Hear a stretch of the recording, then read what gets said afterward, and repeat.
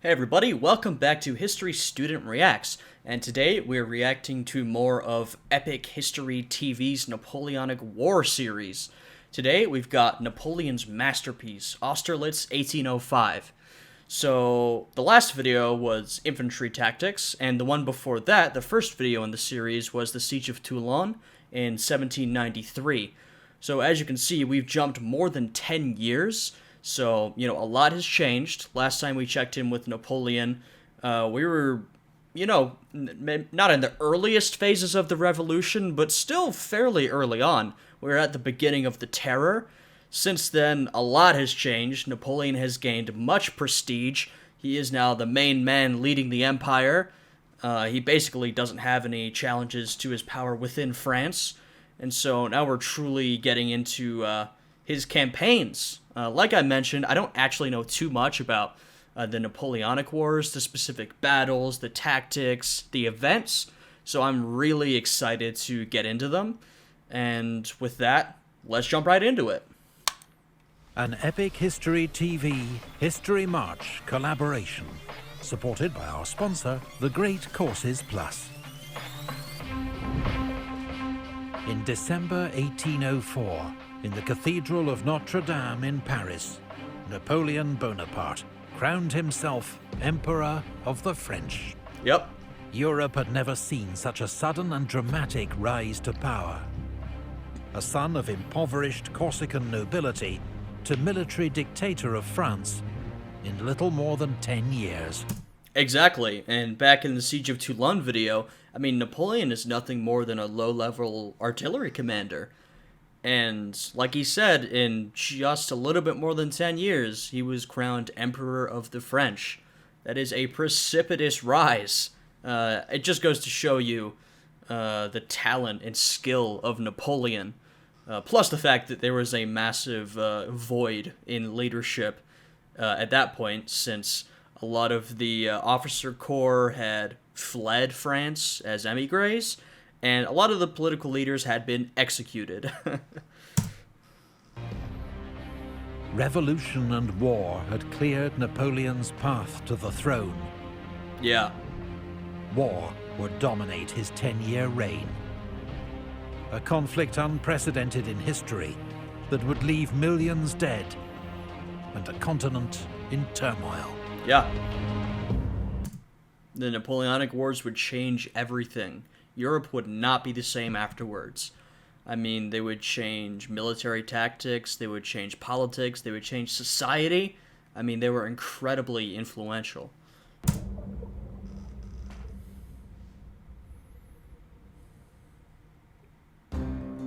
Eight months after Napoleon's coronation, the French Empire and its Spanish ally were at war with Britain, and Napoleon had assembled an army of 180,000 men along the Channel coast.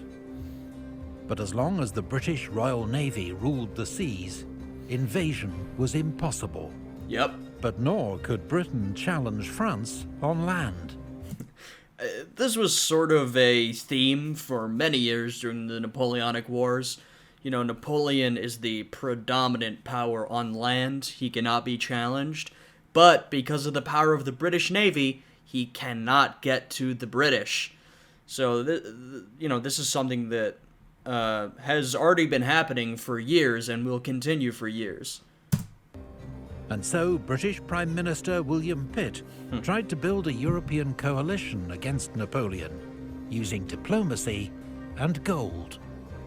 I love the use of old political cartoons, by the way, because these are real political cartoons that were used at the time. So, yeah, I just love that they're using those. Britain would prove Napoleon's most steadfast enemy, and its press delighted in relentless mockery of the French emperor. Britain and France were old rivals in Europe and overseas. But now, Pitt feared Napoleon's conquests had made France too powerful. The French emperor had to be defeated, and Europe's balance of power restored if there was ever to be lasting peace. Yeah, you can see the depictions of Napoleon versus the Brits, the rich, money-grubbing, fat Brits is how they're portrayed in these political cartoons. It's sort of seen as like, Napoleon's military might versus the wealth and power of the growing British Empire.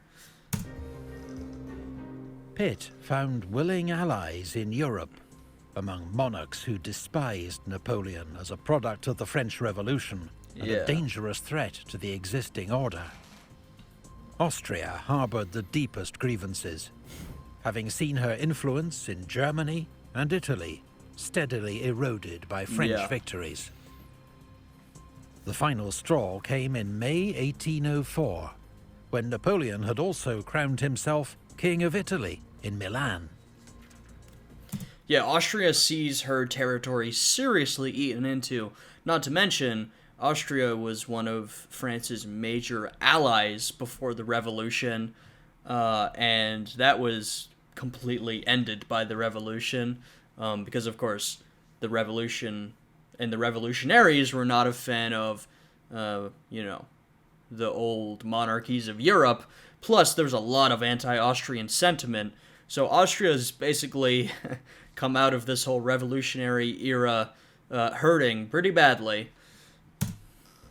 Austria, Russia, Sweden, and Naples joined Britain in an alliance known as the Third Coalition, and devised an ambitious plan for a series of joint offensives against France. Right. The main attack would be made by a combined Austro-Russian army, advancing across the Rhine into France. But Napoleon got word of their plans, and reacted with typical speed and decision. He was determined to strike first, before the Allies could join forces. Smart. He ordered his army, now renamed La Grande Armée, to march to the River Rhine. His target was the Austrian army of General Mack, which had made a premature advance against Bavaria, a French ally, and was now dangerously isolated from the other Allied armies. Napoleon ordered Marshal Murat, his famously flamboyant cavalry commander, to make feint attacks through the Black Forest, while the rest of his army, advancing at speed, enveloped Mack's army from the north. That summer, Napoleon's Grande Armée was at its most formidable. Well-trained, highly motivated, its regiments at full strength. What's more, it had been newly reorganized according to the corps system, later imitated by virtually every army in the world. Right, yeah.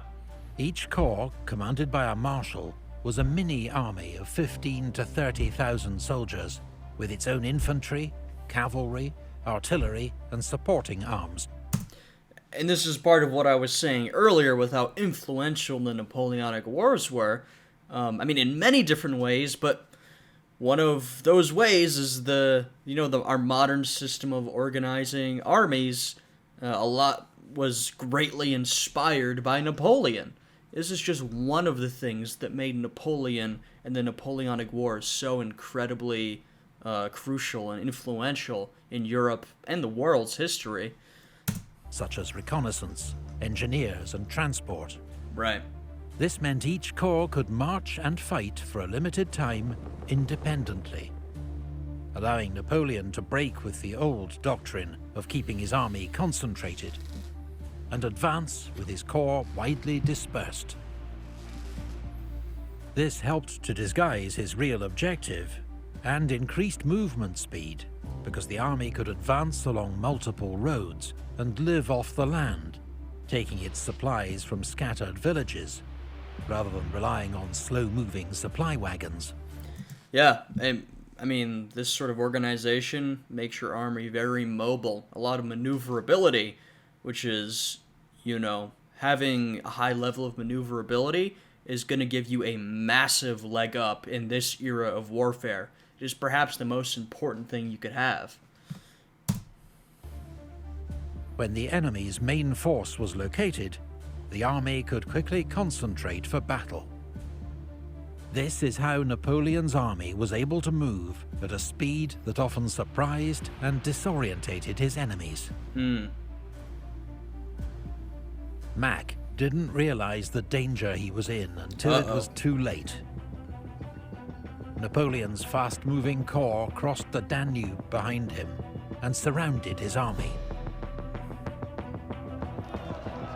Mack launched a series of poorly coordinated counterattacks, but despite some desperate fighting, the Austrians couldn't break out of the trap.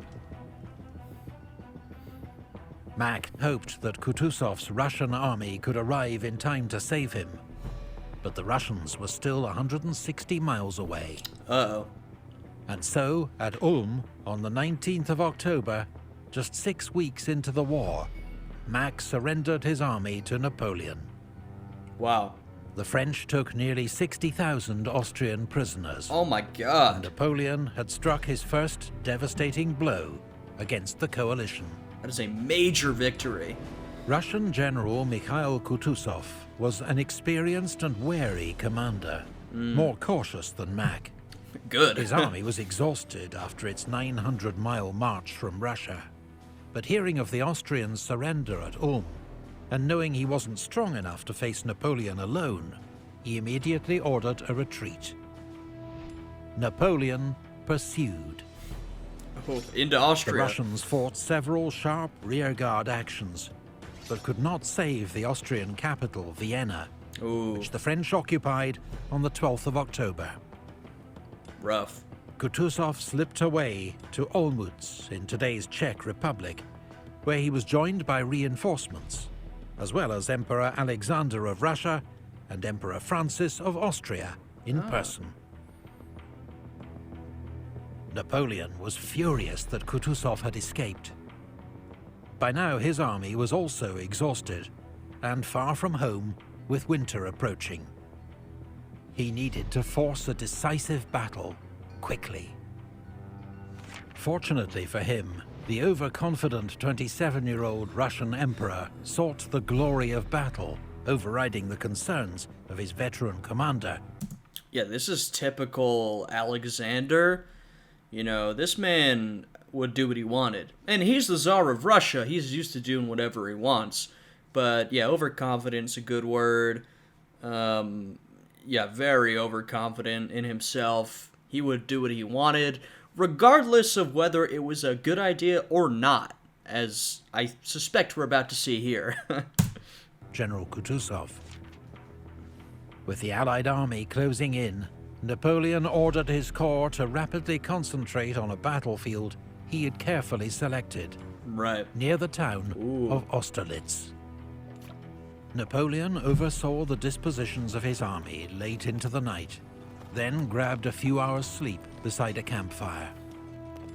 Dawn would mark the first anniversary of his coronation as emperor. Wow. And promised a battle that would make or break his young empire. Oh, that's a great quote. Here we go. The morning of the 2nd of December 1805 was cold and bright with a heavy mist. Two armies of near equal size faced each other across a 7-mile wide battlefield. Also another thing about this, I mean, look at the amount of men that are involved in this war. I mean, with this amount of people, and of course, this is just two of the armies. If you look across the entire Napoleonic Wars, I mean, I don't know how many people were involved total, but it is an insane number. I mean, with so many people involved, yeah, of course it's going to be influential. Frickin' every man in Europe had something to do with it. Like, it was just so all-encompassing. It's crazy to see armies of this size roaming around Europe. But the Allies held the high ground of the Pratzen Heights, while French Third Corps under Marshal Davout was still marching to the battlefield. Seeing Napoleon's thinly stretched right flank, the Allies planned a large-scale attack from the Pratzen Heights to steamroller the French right, before swinging round to envelop Napoleon's army. Ooh. Little did they know, Napoleon was counting on his weak right wing luring the Allies into just such a move. Smart. Whereupon he would launch his own attack on the Pratzen heights to cut the Allied army in half. His bold plan relied on his correct prediction of Allied movements, the speedy arrival of Davout's Third Corps on his right, and a perfectly timed counterattack. Wow.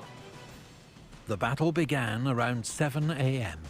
as Austrian troops of General Kienmayer's advance guard clashed with French troops defending the village of Telnitz.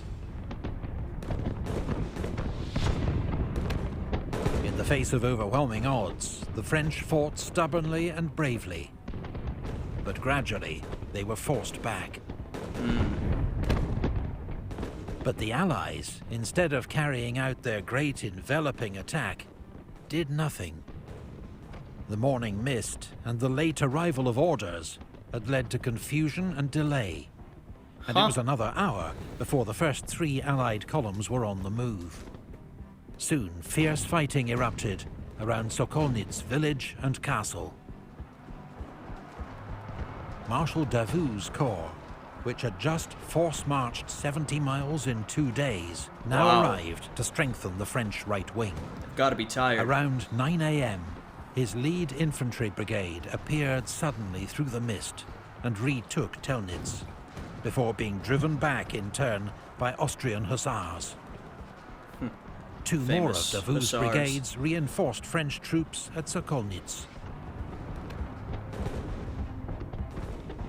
As the mist began to clear, Napoleon saw that, as he'd hoped, the Allied left was moving off the Pratzen heights, and he ordered Marshal Soult's 4th Corps to begin its attack.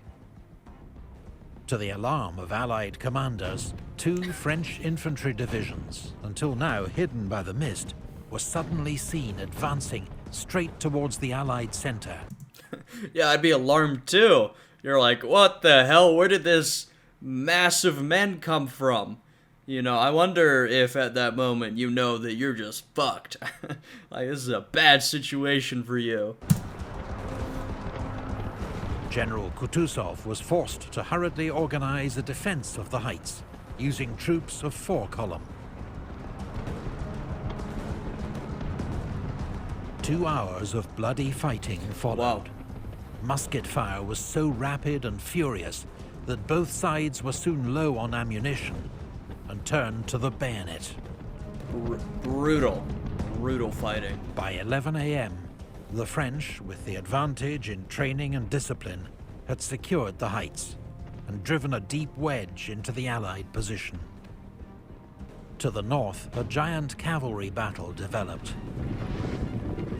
While a Russian force from General Bagration's advance guard captured the village of Bosenitz before it was halted by cannon fire from the Santon Hill. A decisive charge by 6 regiments of French heavy cavalry finally drove back the Allies, allowing Marshal Lannes' 5 Corps to move forward and seize Blasowitz and Krug. You know, sometimes I just think, particularly with warfare in the 19th century, because it was, like, so flashy and there were so many men involved. You know, imagine if you could have seen all this. Like, just imagine the vast fields of tens of thousands to hundreds of thousands of men, of, you know, tens of thousands of horses, you know, the cavalry, the cannons. Like, what an absolutely insane sight, you know? I mean, it would have just been, like, crazy and very impressive, but, I mean, also very violent and brutal to see. Now, Grand Duke Constantine, commanding the Russian Imperial Guard, led forward this last Allied reserve in a desperate bid to reclaim the Pratzen heights. A battalion of the French 4th Line Regiment was charged down by Russian Guard cavalry, losing its Eagle standard in bloody fighting. Uh-oh. Napoleon, who'd moved up to the heights, sent in his own Guard cavalry. In this grim melee between the elite horsemen of both armies, the French finally prevailed. Wow. Napoleon had broken the Allied centre. Now, to close the trap on the Allied left wing, still locked in heavy fighting around Sokolnitz. Yep, they're in position. Around 2 p.m, Napoleon ordered 4 divisions to swing south and cut off their retreat. General Buxhowden, commanding the Allied left, only now saw the danger he was in. Uh-oh. Attacked from 3 sides, the only escape was south. Many of his troops were forced to flee across frozen ponds. French artillery opened fire, trying to smash the ice with their cannonballs. Oh, brutal. About 200 men and dozens of horses drowned in the freezing water. Jesus, what a way to go. But not the many thousands of Napoleon's propaganda. You know, that brings me to another point. Napoleon, in this way, similar to Caesar, was, of course, a great general. I mean, one of the greatest of all time. But he was just as great a propagandist. Now, this was especially true in Napoleon's rise to power. We've already passed that. He's already emperor. But particularly in sort of the late 1700s and early 1800s time period, in a nation where, you know, France, where there's been so much violence and corruption, and there's a coup every other week. That's an exaggeration, but there's so many coups. People are so disillusioned with their government, and then they see in the news, they hear about this guy Napoleon. And what Napoleon does while he's on campaign is he sends back dispatches, he brings artists with him to paint his victories. You know, he really markets his success. And so the residents of Paris, reading about Napoleon in newspapers and his heroic deeds and seeing paintings of his success, you know, they become infatuated with this guy. He seems like their savior. Everyone else has failed them, the government's a mess, but Napoleon, they can count on him. You know, he is winning the war for France. So, you know, Napoleon was a great general, just as great a propagandist.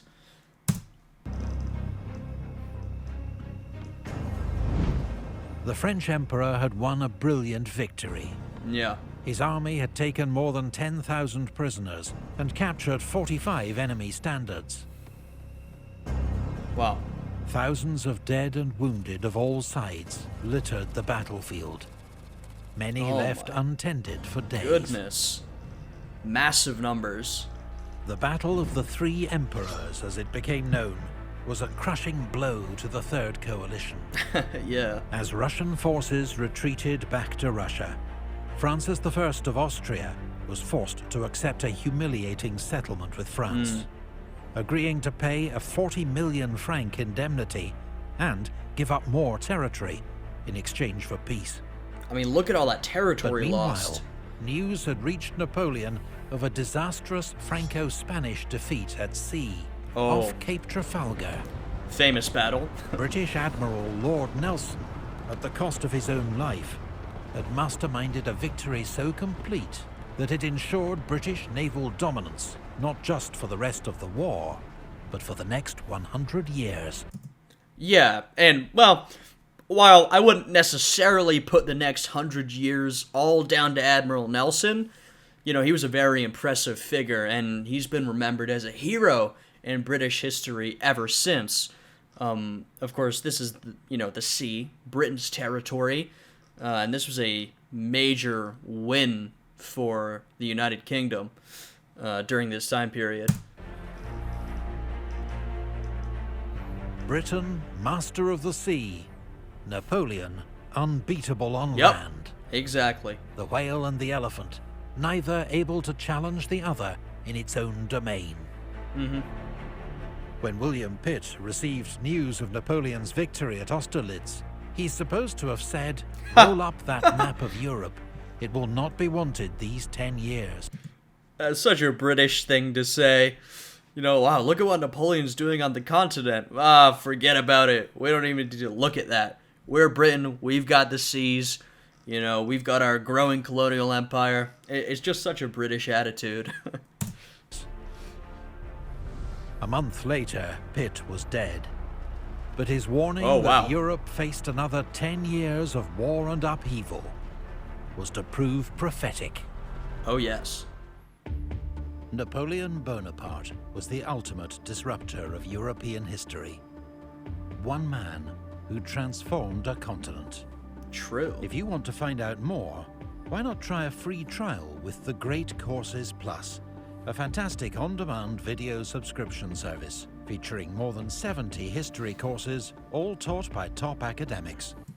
All right, so check out the Great Courses Plus. You know, the link to their videos in the description down below. So go and check that out, of course.